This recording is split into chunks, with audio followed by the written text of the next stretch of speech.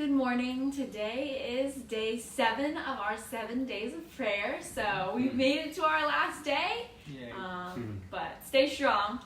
Today we are praying for all of the Honduran refugees that are currently in Guatemala, headed up towards the U.S.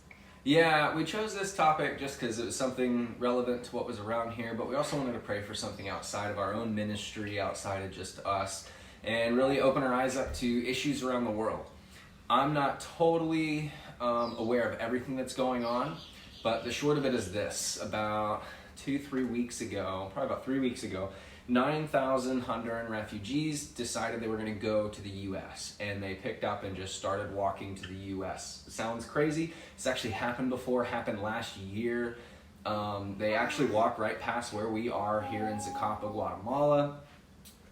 This year's a little bit different though. There's less women and children, a lot more men, and Mexico's already said they're not going to allow these refugees in, and so did the U.S. That was still while Trump was president.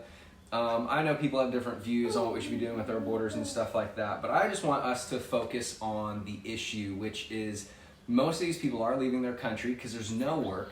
They're poor, they're hungry, they want something else, and they believe that they're going to find that in the States.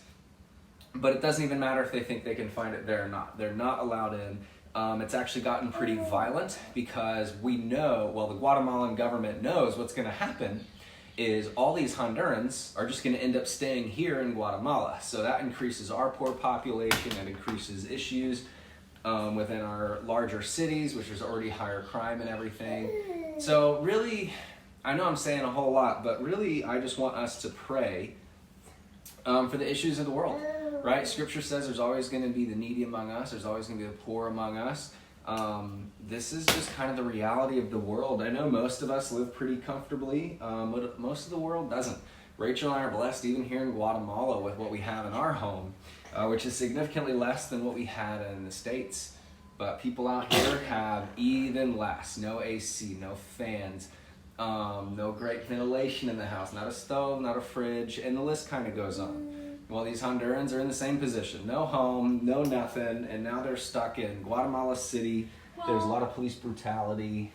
It's sad that they're feeling so poor and hungry that they would be willing to walk all the way from Honduras to the U.S.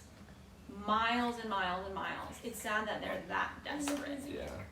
So we are really just encouraging you guys to pray for these refugees, but pray for world issues, man. Pray for the corruption within governments. Pray for the poverty that exists, sometimes just because of environmental conditions. That's why Zacapa, where we're at, is as bad as it is. They've been in drought for years, even though we just had a massive flood. But guess what? That flood that destroyed our campus, it's already dried up. There's nothing but rocks and dirt left for the most part. So yeah, pray for some world issues for us. Let's think outside of ourselves. And we love you guys. We thank you guys. This will be the last update we send so immediately. I know some people might feel like they've been getting too many emails and stuff like that. But we're going to go back to just sending monthly updates. We love you guys. Thank you for praying. So many people have reached out and let us know who they were praying for when we asked to pray for missionary families and leadership. And people have just reached out to us in general, just saying they enjoy this. So we're glad that everyone was very receptive. We're thankful we were doing this. Our quarantine is over.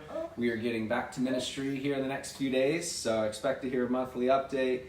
And yeah, thank you guys for praying. We love all of you.